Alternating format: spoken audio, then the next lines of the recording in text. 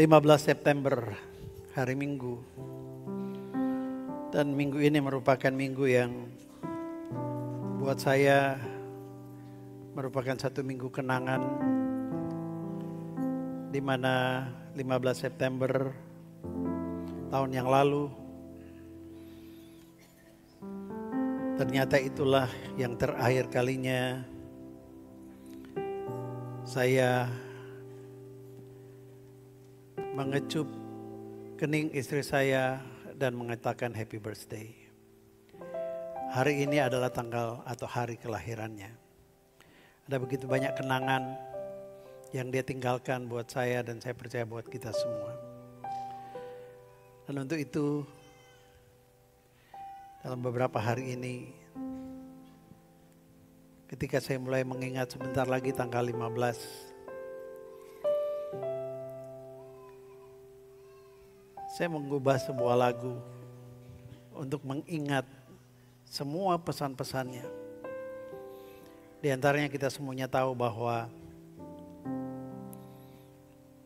dia pernah berpesan, semua yang terjadi itu pasti selalu seizin Tuhan.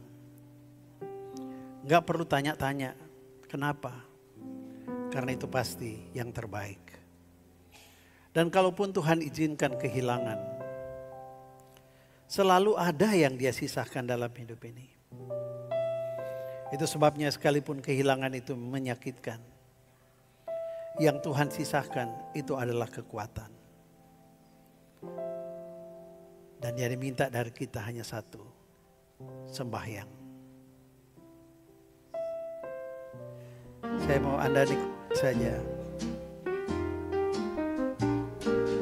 Semua yang terjadi selalu seizin Tuhan, tak perlu bertanya mengapa.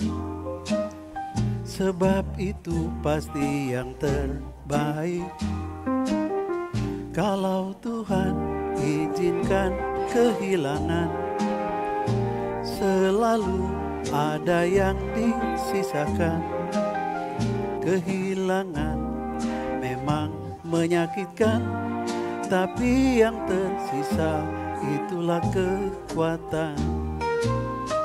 Sembahyang, sembahyang, mendung gelap pasti berlalu. Matahari masih bersinar. Sembahyang, sembahyang, yang lama tinggal kenangan. Hari baru pasti datang.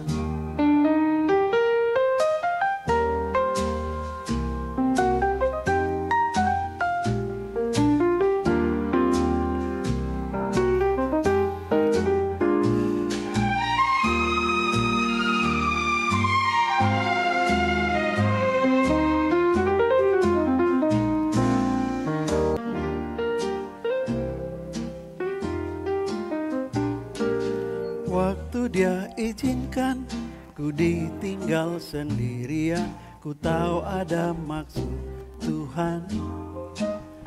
Walau sering aku tak pahami, kehidupan seperti kereta api, lewati stasiun perhentian. Ada turun dan ada yang naik, lalu kereta kan berjalan lagi. Sembahyang, sembahyang, yang turun sudah selesai, yang naik baru kan mulai. Sembahyang, sembahyang, yang tinggal harus lanjutkan sampai tiba di tujuan.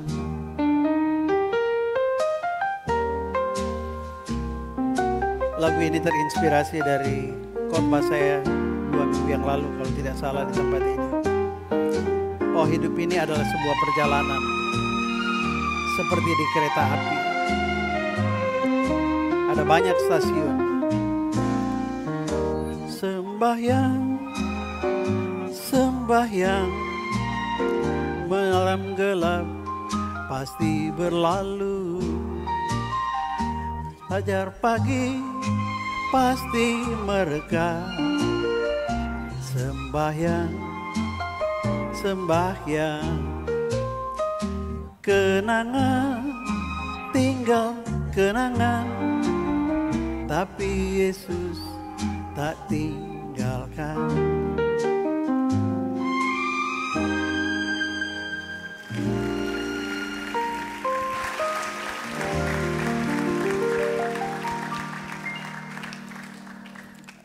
Hampir setiap malam dalam beberapa malam terakhir ini, saya suka menyanyikan lagu ini. Saya ulangin. Dan saya meresapi kenangan-kenangan yang memiliki pesan yang sangat kuat bagi saya dan tentu saja bagi saudara sekalian.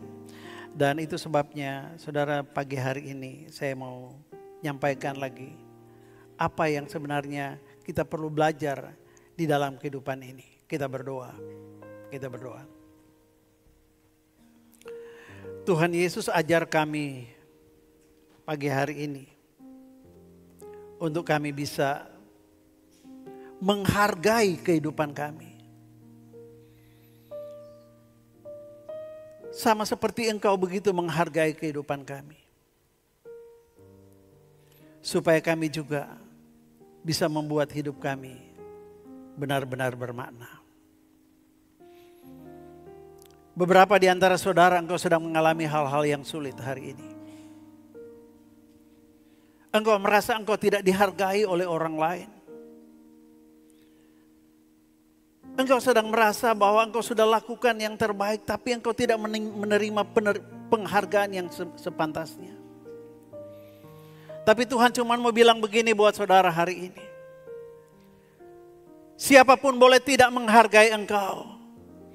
Tapi aku, kata Yesus, aku menghargai engkau. Itu sebabnya aku mati menebus engkau. Engkau berharga di mataku, kata Tuhan. Itu sebabnya aku mengasihi engkau. Hari ini angkat wajahmu dan lihatlah. Engkau pribadi yang berharga. Engkau bukan ciptaan yang sembarangan. Kalau engkau membuka pikiranmu dan sepakat dengan firman yang engkau dengar dan engkau melakukannya, maka tidak peduli apa kata orang, hidupmu akan memberi makna. Makna bagi kerajaan Allah, makna bagi sesama, makna bagi keluarga. Engkau akan bermakna juga bagi orang-orang yang tidak menghargai engkau.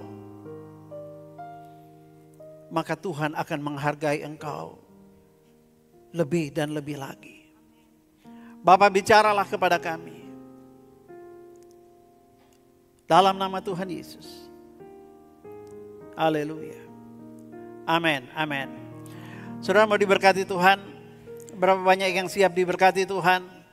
Engkau buka hatimu baik-baik, dengarkan pesan-pesan ini, lakukan walaupun mungkin engkau rasakan sulit. Tapi satu hal, ketika engkau temukan bahwa engkau sesungguhnya berharga di mata Tuhan, engkau akan melihat hidupmu berbeda. Waktu engkau melihat hidupmu berbeda, engkau akan melihat masa depanmu juga berbeda. Engkau tidak akan diikat oleh masa lalu, engkau tidak akan ditawan oleh kegagalan, tapi engkau akan berangkat ke depan sebab Tuhan punya tujuan. Ketika kita masih hidup di tempat ini, saudara, kita belum sampai pada stasiun di mana kita turun. Kita akan bersama-sama terus melanjutkan sampai tujuan Allah digenapi dalam hidup kita. Dan tahukah saudara tujuan Allah dalam hidup kita? Saudara, Dia mau memberkati engkau supaya engkau menjadi berkat buat banyak orang.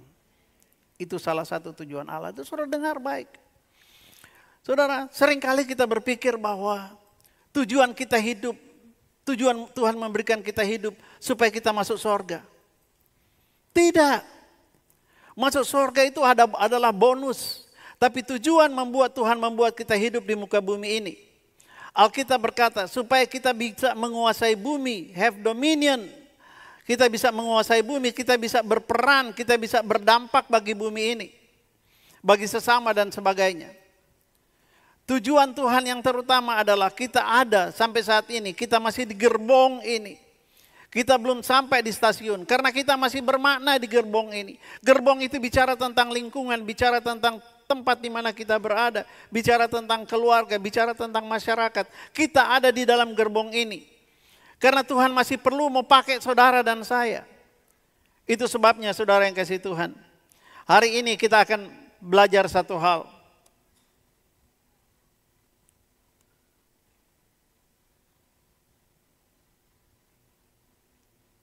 Ya, bagaimana kita menjelajahi kehidupan yang penuh makna. Katakan jelajahi kehidupan yang penuh makna. Nah, Bapak Ibu Saudara sekalian, Yohanes 6 ayat 27 berkata, bekerjalah. Kita bisa baca sama-sama. Bekerjalah bukan untuk makanan yang dapat binasa, melainkan untuk makanan yang bertahan sampai kehidupan kekal yang akan diberikan manusia, yang akan diberikan anak manusia kepadamu, sebab dialah yang disahkan oleh Bapa Allah dengan meterainya.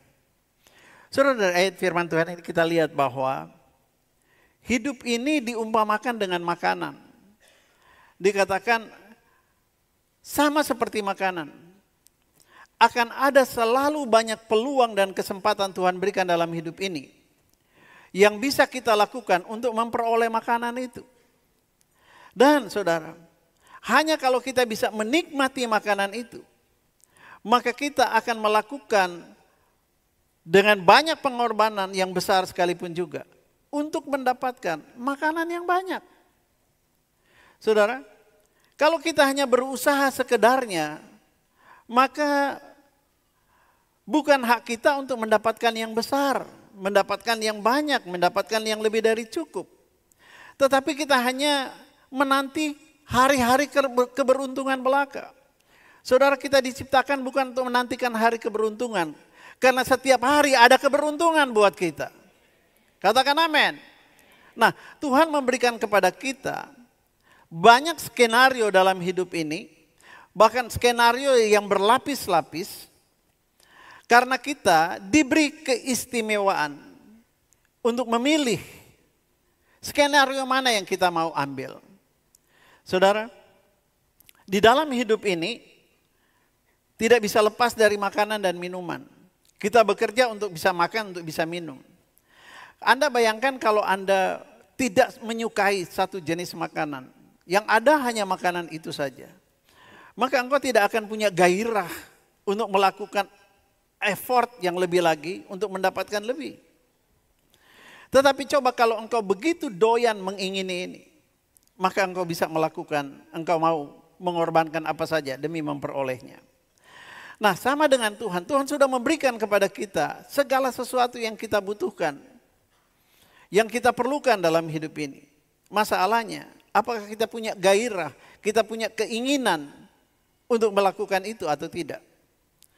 Saudara, mari, ada 4 hal yang perlu atau yang harus kita perhatikan dalam kehidupan ini. Yang pertama,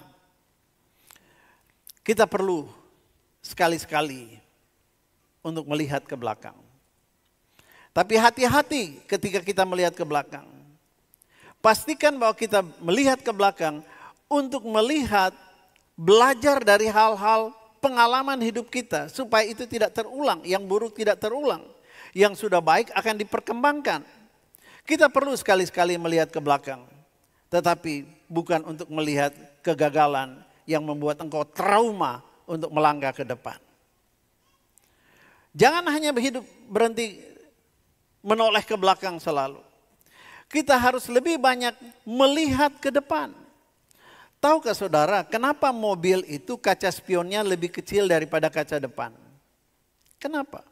Karena kaca spion itu perlu untuk sekali-sekali lihat ke belakang. Tapi kalau matamu terus di spion, Anda lihat ke belakang terus, Anda nabrak.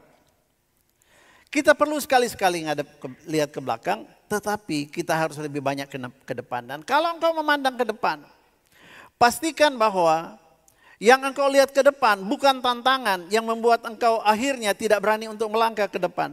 Tapi lihatlah ke depan bahwa di depan ada harapan. Apapun masa lalumu, hari depan ada harapan. Katakan ada harapan. Dan hal yang ketiga, jangan juga hanya lihat ke depan. Tapi sekali-sekali Anda perlu lihat ke sekeliling. Anda perlu lihat ke sekeliling.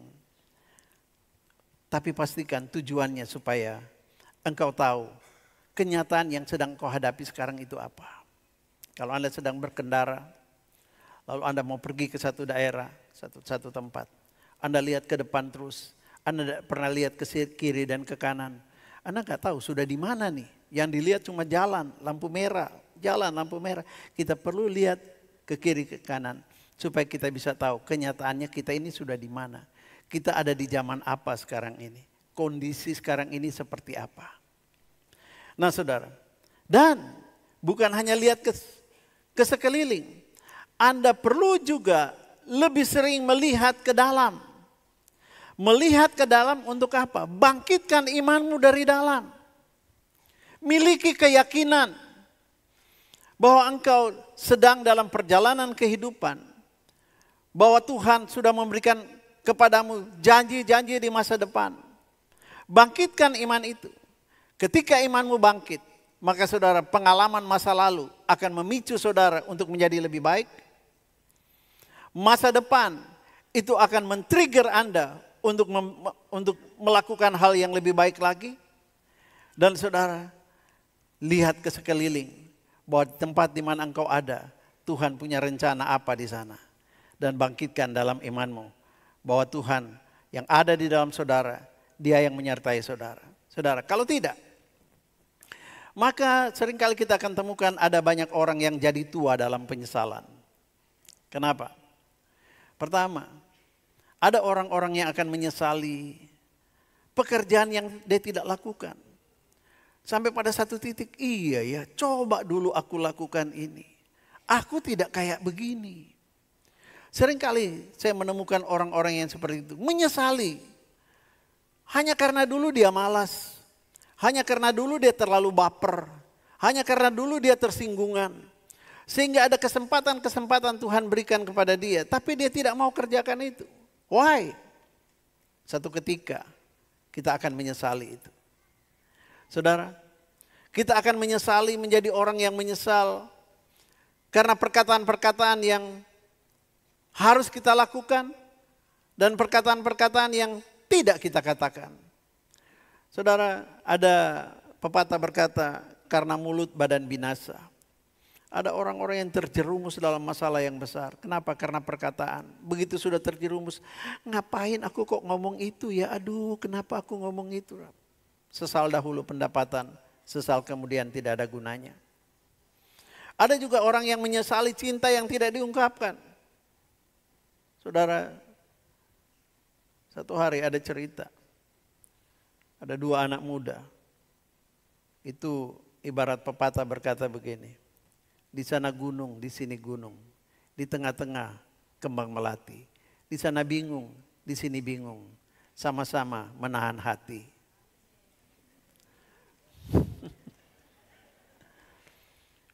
Udah doa, tapi tidak berani ngomong. Anak-anak muda dengar baik, kalau engkau sudah doa, ngomong dong.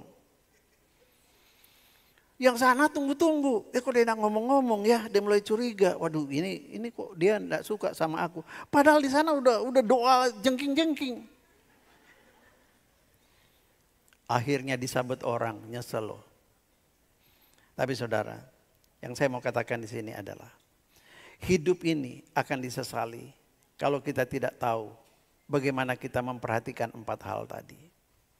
Saudara, ada juga orang-orang yang menyesali, ada mimpi-mimpi yang terabaikan. Tuhan sudah berikan mimpi, Tuhan sudah memberikan satu passion buat dia. Tapi dia tidak berani untuk melangkah, tidak mau melakukan apa-apa. Kenapa? Karena dia melihat tantangannya jauh lebih besar daripada kemampuannya. Efesus 5 ayat 15-16 berkata, sebab itu, Perhatikanlah dengan saksama bagaimana kamu hidup. Janganlah seperti orang bebal, tapi seperti orang arif. Pergunakanlah waktu yang ada, karena hari-hari ini adalah jahat. Sebab itu jangan kamu bodoh, tapi usahakanlah supaya kamu mengerti kehendak Tuhan. Perhatikan dengan saksama bagaimana kamu hidup. Jadi bijak. Lakukan apa yang harus engkau lakukan. Jangan lakukan apa yang tidak perlu Anda lakukan. Katakan apa yang perlu engkau katakan. Jangan katakan apa yang tidak perlu Anda katakan. Dan lain sebagainya. Waktu ini adalah waktu-waktu yang jahat. Hari-hari makin singkat. Pergunakan waktumu. Saudara yang kasih Tuhan, bagaimana kita gunakan waktu? Jangan menggunakan waktu ini seperti orang bodoh. Tetapi engkau harus lakukan sesuai dengan kehendak Tuhan. Itu sebabnya Anda perlu kehendak Tuhan. Anda perlu mengerti kehendak Tuhan. Agar Anda tidak menyesali kemudian hari. Maka kita harus menjalani hidup ini secara maksimal. Katakan maksimal. Puji Tuhan kalau Tuhan kasih Anda pekerjaan sekarang ini. Bekerjalah dengan maksimal. Katakan amin. Bekerja dengan maksimal. Kalau engkau punya keluarga,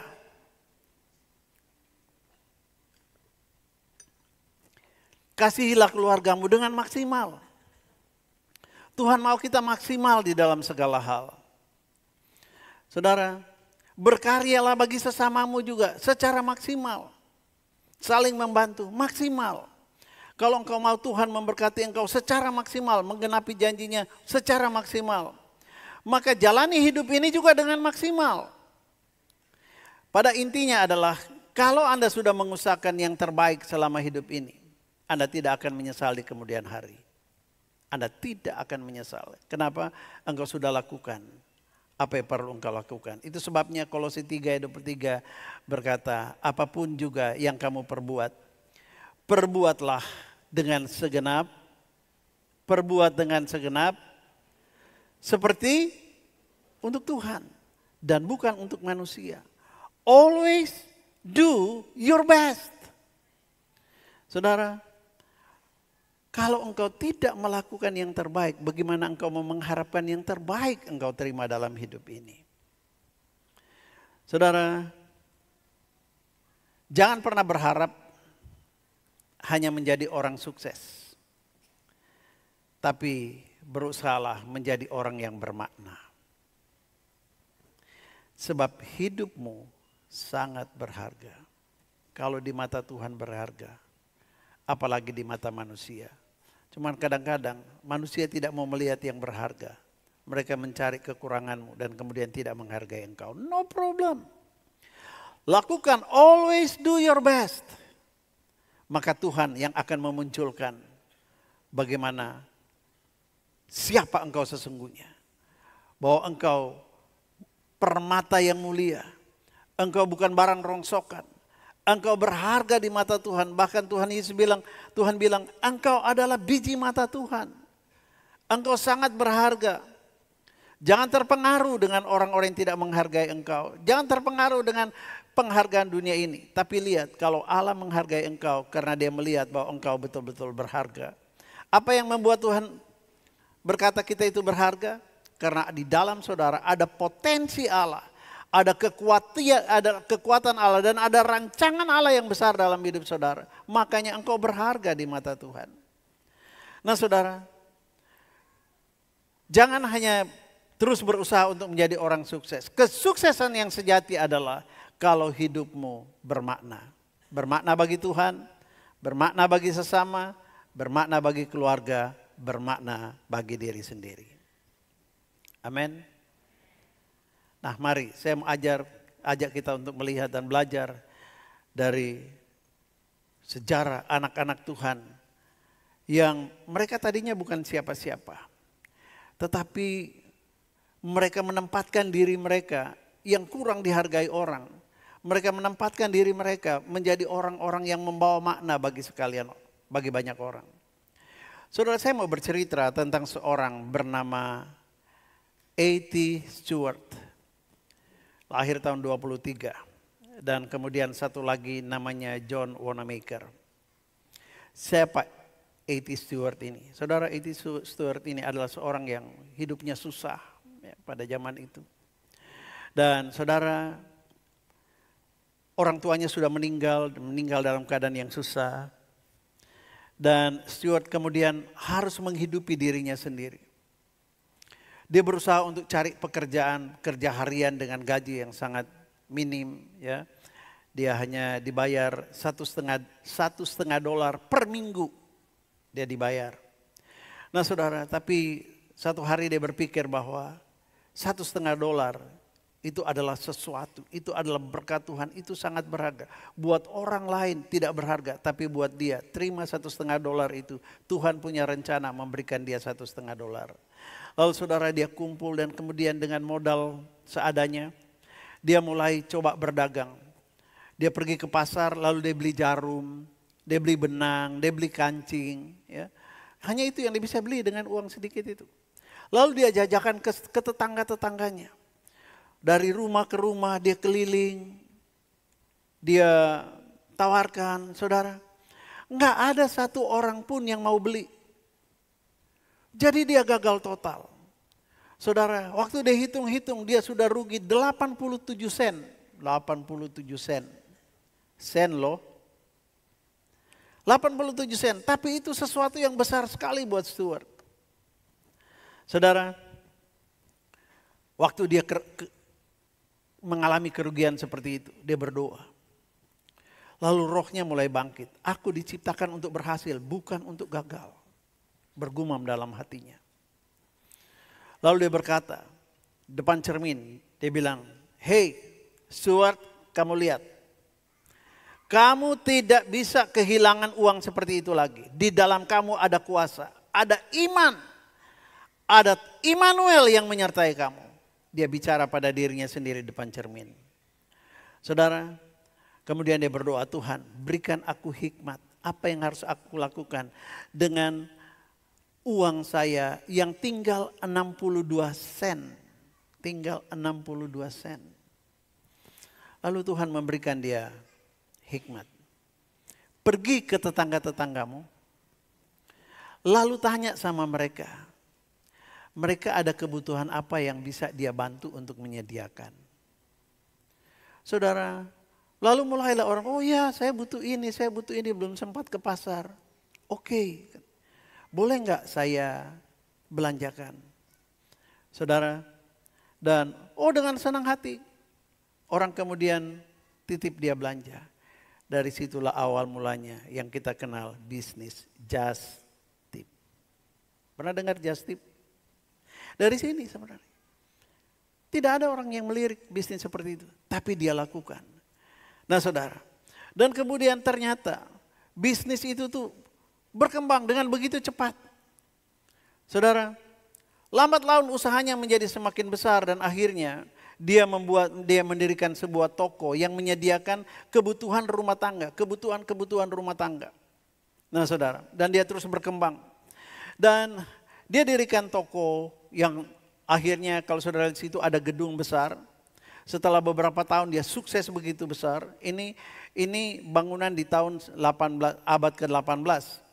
Dia akhirnya bisa membuat satu toko serba ada yang namanya Marble Palace, Istana Marmer, saudara. Dan gedung itu begitu megah. Dan dia cuma bilang begini, waktu dia ditanya sama orang-orang, apa kunci suksesnya? Dia bilang begini, seseorang tidak akan pernah menjadi besar, sukses dan berhasil kalau dia melakukan usahanya semata-mata untuk dirinya sendiri. Dia bilang, aku belajar, aku menjual barang untuk keuntunganku. Akhirnya itu tidak laku dan aku rugi. Aku balik prinsipku. Aku harus melayani mereka. Dan kemudian dia pergi tanya orang-orang. Dan akhirnya orang-orang terlayani dengan pelayanan Stewart. Dan juga dia memperoleh jasa daripada itu. Saudara. Dan dia menjadi pengusaha toko serba ada. Seperti ini. Nah, Stewart meninggal pada tahun 1876. Dan saudara, Istrinya berusaha untuk melanjutkan usaha itu, tetapi dia mengalami kesulitan yang besar.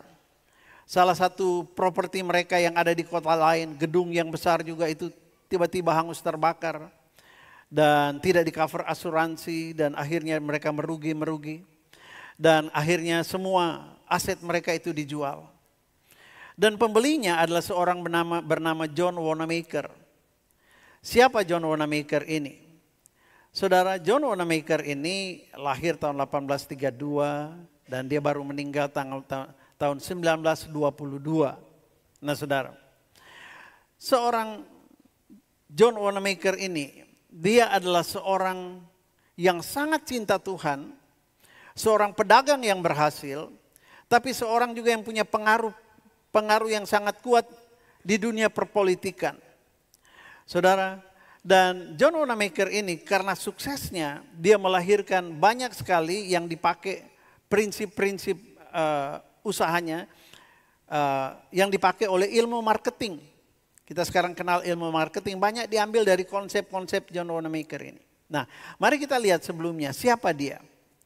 Dia pada waktu usia 19 tahun, dia bekerja di satu organisasi namanya YMCA sebagai sekretaris koresponden. YMCA ini singkatan dari Young Men's Christian Association, satu asosiasi anak-anak muda Kristen yang punya misi menginjili generasi muda pada waktu itu. Nah saudara, dia join di sana dan kemudian waktu itu dia mulai masuk membangun pelayanan ini. Anggota itu hanya sekitar 57 orang. Tapi kemudian karena dia memberikan yang terbaik yang dia bisa berikan, anak muda ini bekerja sungguh-sungguh, melayani sungguh-sungguh. Maka dalam waktu singkat YMCA bertumbuh menjadi 2.000 jiwa. Pada waktu itu sudah luar biasa besar sekali. Dan saudara, lalu John Wanamaker ini karena cintanya sama Tuhan, dia volunteer di dalam melayani Tuhan.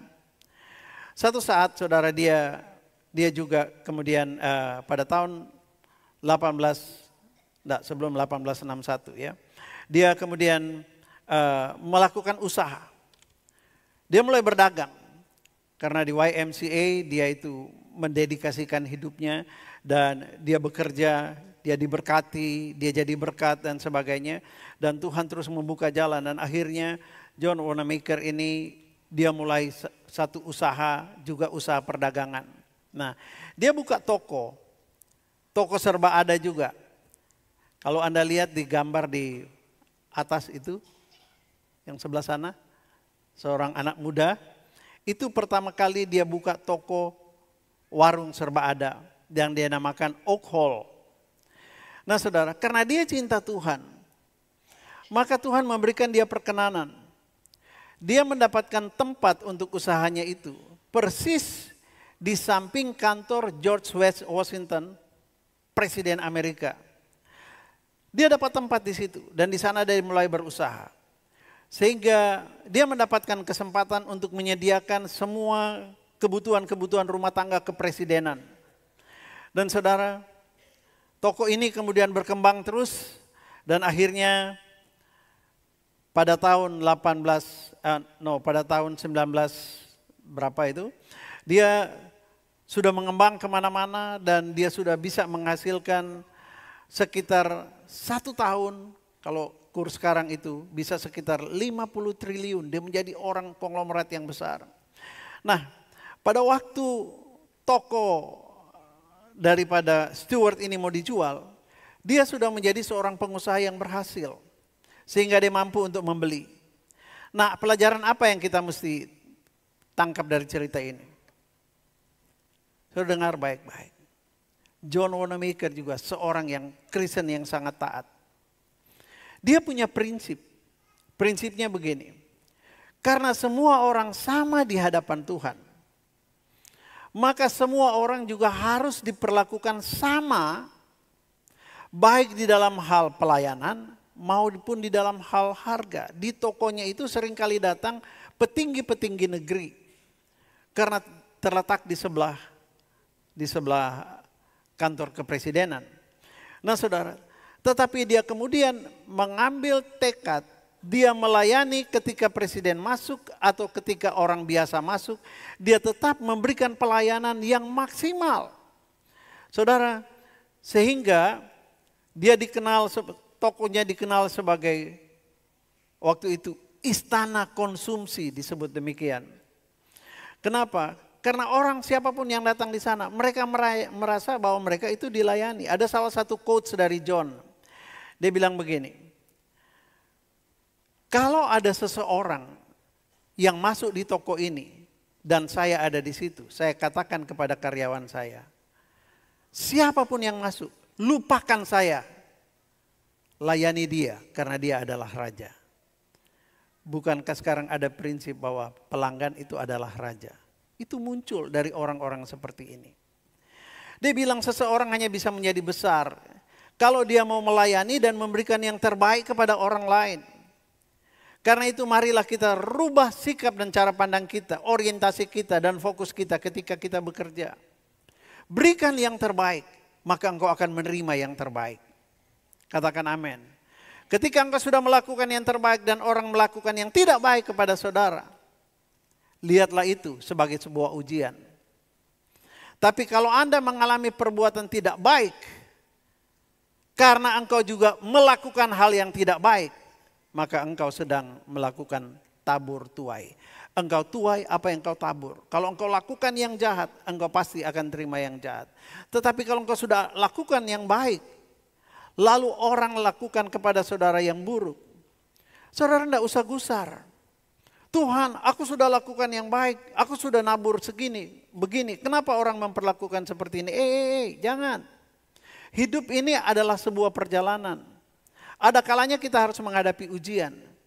Jadi kalau engkau sedang mengalami sesuatu yang engkau tidak pernah lakukan, tapi orang lakukan kepadamu yang jahat, lihatlah itu adalah ujian. Setiap kali ada ujian, di ruang kelas ada tulisan, harap tenang, ada ujian. Saudara, jangan cuap-cuap kemana-mana, jangan ke media sosial. Sudah kulakukan ini sama dia, tapi ternyata dia lakukan seperti begini, jahat kali orang itu. Anda tidak akan pernah lulus, Anda akan ketemu orang yang sama. Hidup adalah perjalanan. Perjalanan, sepanjang perjalanan itu ada pengalaman.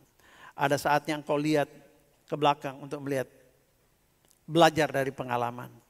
Tetapi jangan hanya terpaku ke belakang. Mari lihat ke depan. Di depan ada harapan. Katakan amin.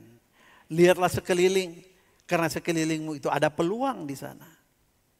Dan selalu lihat ke dalam. Ada Yesus di dalam hati saudara. Katakan amin. Saudara, kalau kita hanya bekerja untuk mendapatkan uang, maka kita dapatkan hanyalah uang. Saya ulangi. Kalau kita bekerja hanya demi mendapatkan uang, maka kita akan dapat hanya uang. Namun jika kita bekerja semata-mata demi melayani kebutuhan sesama kita. Contoh, Anda bekerja. Kenapa Anda bekerja di satu perusahaan? Karena perusahaan itu butuh Anda. Nah saudara, kalau Anda bekerja dengan prinsip demi melayani kebutuhan sesama, kebutuhan perusahaan itu, maka saudara, engkau adalah orang yang punya makna di perusahaan itu. Tapi coba kalau sebaliknya, Anda bekerja ugal-ugalan, Anda tidak punya makna, tinggal tunggu waktunya Anda di PHK. Saudara, ini prinsip-prinsip dalam hidup ini. Kalau Anda mau terus berjalan dalam kereta kehidupan ini dan menjadi orang-orang yang berhasil hidup, bukan hidup berhasil. Saudara, kalau kita bekerja demi kebutuhan sesama, peduli dan mau berbagi, maka berkat pun akan senantiasa mengalir dalam hidup kita. Sebab itu mari kita membangun kehidupan kita dengan melayani, bekerja dengan tulus hati dan dengan rendah hati. Bekerjalah tanpa pamrih, sebab Tuhanlah kita akan mendapatkan bagian yang sudah Dia tetapkan menjadi milik kita. Minggu yang lalu ada satu quotes saya ambil dari Winston Churchill berkata, kita hidup dari apa yang kita peroleh. Namun kita membuat kehidupan dari apa yang kita berikan. Saudara, Anda hidup dari gaji yang Anda terima dari perusahaan. Tetapi Anda bisa membuat perusahaan hidup dari apa yang kau berikan. Dedikasi, pengetahuan, kemampuan, tenaga, dan sebagainya. Berapa banyak yang ingin hidupnya berhasil? Yang ingin hidupnya berhasil. Saudara, yang ingin hidupnya berhasil, maka keberhasilan itu kalau engkau bisa meraih apa yang engkau butuhkan. Tapi kalau saya mau berhasil hidup, bukan hidup berhasil.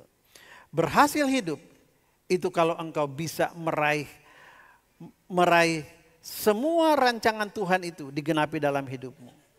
Dan rancangan Tuhan dalam hidup kita adalah berilah maka kamu akan diberi. Kasihilah sesamamu manusia.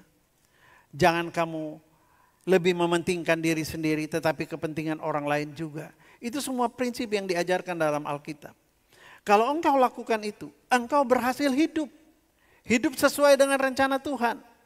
Jadi jangan hanya mengejar hidup yang berhasil. Tetapi mari lihat, sudahkah engkau berhasil hidup seperti yang Tuhan kehendaki. Saudara, 1 Timotius 6 ayat 17 sampai 19 berkata begini. Peringatkanlah agar mereka itu berbuat baik, menjadi kaya dalam kebajikan, suka memberi dan membagi, dan dengan demikian mengumpulkan suatu harta sebagai dasar yang baik bagi dirinya di waktu yang akan datang untuk mencapai hidup yang sebenarnya. Lihat, hidup yang sebenarnya bukan ketika kita ada di dunia ini. Hidup yang sebenarnya adalah hidup yang kekal selama-lamanya, never ending life. Saudara, di mana fokusmu sekarang ini? Kalau engkau fokus supaya selama engkau hidup di muka bumi ini, selama engkau ada dalam perjalanan kereta api di muka bumi ini, engkau akan tiba di satu stasiun di mana engkau akan turun di sana dan engkau akan melihat siapa yang menyambut engkau di stasiun itu. Saudara, kalau engkau dalam hidupmu senantiasa tahu berbuat baik dan kebajikan dan suka berbagi, maka Alkitab berkata engkau sedang mengumpulkan harta di sorga yang baik. Harta yang baik bagi dirinya di sorga. Di waktu yang akan datang untuk mencapai hidup yang sebenarnya. Saudara, ayat-ayat ini ya, menjadi kaya dalam kebajikan ini. Itu sekali lagi, maaf nih ya, saya bukan saya bilang istri saya itu hebat, enggak ya. Tapi saya sebagai gembala juga, saya setelah kepergiannya saya betul-betul banyak belajar. Banyak merenung dan lihat. Banyak hal yang saya harus lakukan, saya tidak lakukan. Tapi dia diam-diam dia melakukannya. Apa itu? Perbuatan yang baik. Jadi saya sangat percaya waktu dia turun dari gerbong, itu yang sambut dia, itu Tuhan Yesus. Karena ini hari kelahirannya, saya mau sampaikan ini lagi, nggak apa-apa ya. Di hari dia menghembuskan nafas yang terakhir, kami itu sudah dipanggil kumpul di ruangan di rumah sakit. Dia napasnya tinggal satu-satu. Tapi masih sadar. Tiba-tiba matanya lihat ke atas. Dia lihat sekeliling begini. Saya tahu ini kayaknya sudah mau pulang nih. Matanya sudah tidak fokus ke orang-orang yang ada di sekeliling. Tapi dia seperti melihat ke udara gini. Satu kata yang terakhir dia teriak. Sembahyang. Itu beberapa menit sebelum dia mengembuskan nafas terakhir. Dia sepertinya itulah tenaga terakhir dia untuk ngomong satu kata, sembahyang. Dia agak teriak, sembahyang, sembahyang. Kami kemudian mengangkat penyembahan, kami nyembah Tuhan. Dan sementara kami nyembah Tuhan, saya melihat wajahnya mulai lihat ke atas. Lalu waktu itu ada tangan dari seorang ibu suli yang lagi remas-remas tangannya gini. Saya berdiri di samping. Tiba-tiba dia pegang tangan ibu itu. Lalu dia raba-raba begini, dia lihat ke atas, dia raba-raba begini. Nanti dia tusuk-tusuk tengahnya. Waktu saya lihat dia lakukan itu, saya langsung Roh Kudus bilang begini, kamu tahu apa yang sedang dia lihat? Dia sedang melihat tangan Tuhan Yesus. Tuhan itu seperti bilang, lihat ini aku, ini tanganku yang ada lubang paku. Jadi dia taruh tangannya di tengah, di gini-gini. Saya mau tarik tangan ibu itu dan kasih tangan saya, mesti tangan saya dong. Tapi dia tidak mau lepas. Nah saudara, akhirnya saya letakkan tangan di dadanya. Dalam hati saya berkata, Tuhan aku tahu dia akan pergi. Dan aku tahu Engkau yang sudah menjemput dia. Karena dia wajahnya tidak dalam ketakutan. Tapi dia dengan damai sejahtera. Saya cuma bilang, Tuhan izinkan aku merasakan tarikan napas yang terakhir. Dan akhirnya saudara, dia pergi. Dia tutup mata dengan tenang. Saya tahu dia sudah turun dari gerbong kehidupan saya. Tapi dia dijemput oleh Tuhan Yesus. Karena selama hidupnya, dia hidup kaya di dalam kebajikan. Kayaknya saya pengen nyanyi lagu yang tadi. Boleh? Boleh ya? Coba putaran lagu tadi deh. Anda ikut nyanyi ya?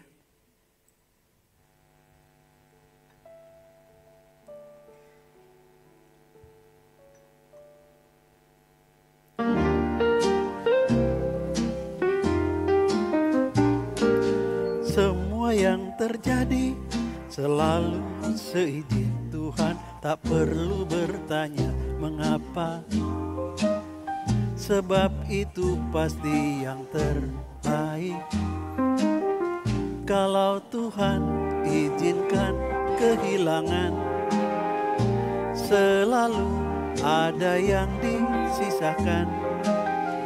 Kehilangan memang menyakitkan, tapi yang tersisa itulah kekuatan. Sembahyang, sembahyang, mendung gelap pasti berlalu.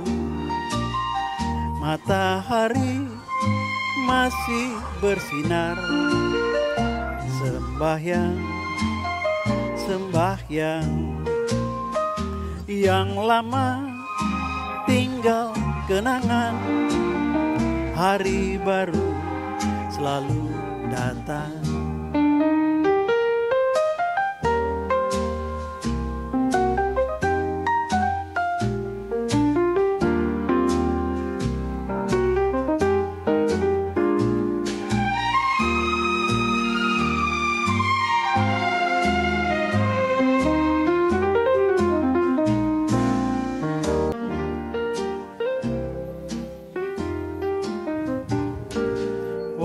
Dia izinkan ku ditinggal sendirian.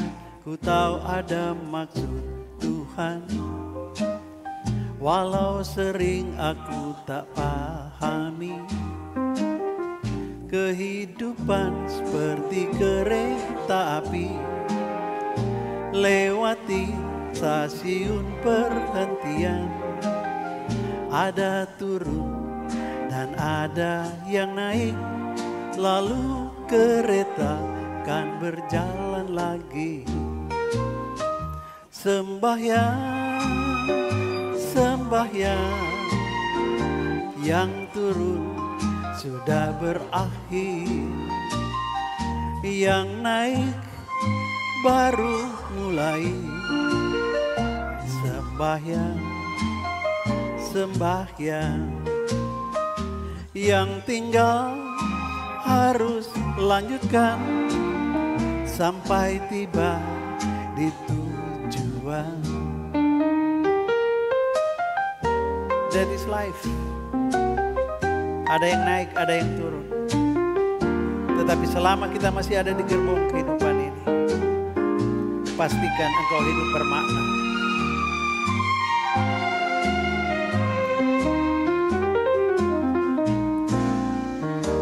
sembahyang, sembahyang. Malam gelap pasti berlalu, fajar pagi pasti mereka. Sembahyang, sembahyang. Kenangan, tinggal kenangan, tapi Yesus tak tinggalkan.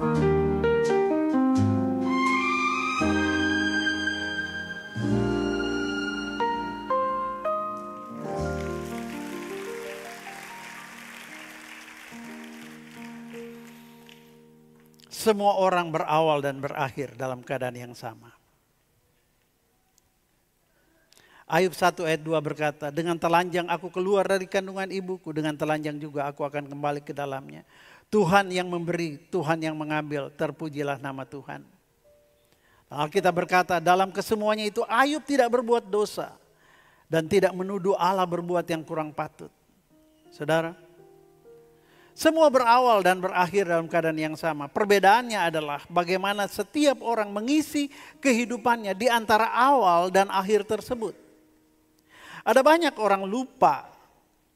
Mereka lupa tentang awal dan akhir ini sehingga sepanjang kehidupan mereka, mereka hanya fokus mengejar apa yang mereka inginkan.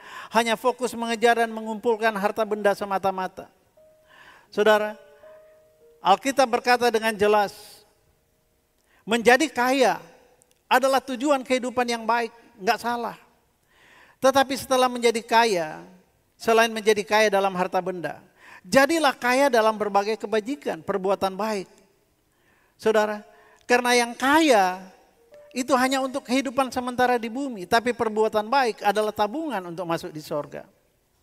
Nah saudara yang kasih Tuhan, hari-hari ini teknologi berkembang dengan pesat.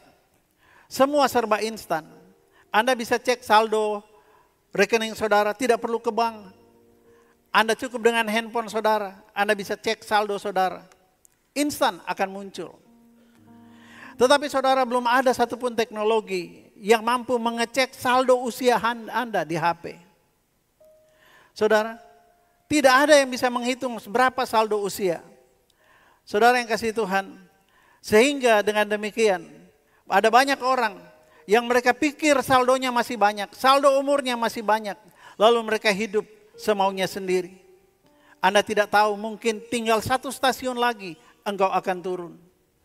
Saudara yang kasih Tuhan, andai kata ada fasilitas pengecekan saldo instan seperti itu, maka bisa saja kita lihat, aduh ketika usia kita saldonya masih panjang, kita hidup foya-foya. Dan itulah banyak yang dilakukan orang-orang, happy-happy. Saudara yang kasih Tuhan, nanti tunggu kalau sudah mulai merah, baru Anda mulai hidup sungguh-sungguh dengan Tuhan. Saudara, jangan engkau tunda-tunda untuk berbuat baik. Karena kita tidak pernah tahu berapa saldo sisa usia kita. Saudara, jangan sampai kita tertinggal. Karena kereta kehidupan ini tidak akan menunggu kesiapan kita. Lakukanlah perbuatan baik sebanyak-banyaknya yang bisa engkau lakukan sebelum kematian datang menjemput Anda. Karena perbuatan baik itulah harta yang akan kita bawa setelah datangnya kematian. Semua harta dunia akan kita tinggalkan. Orang-orang yang kita sayangi juga akan kita tinggalkan. Sebab itu jangan kita terikat dan melekat kepada apa yang akan kita tinggalkan. Selalu berbuat baik. Perbuatan baikmu itu akan menyertai engkau sampai kepada kehidupan yang kekal.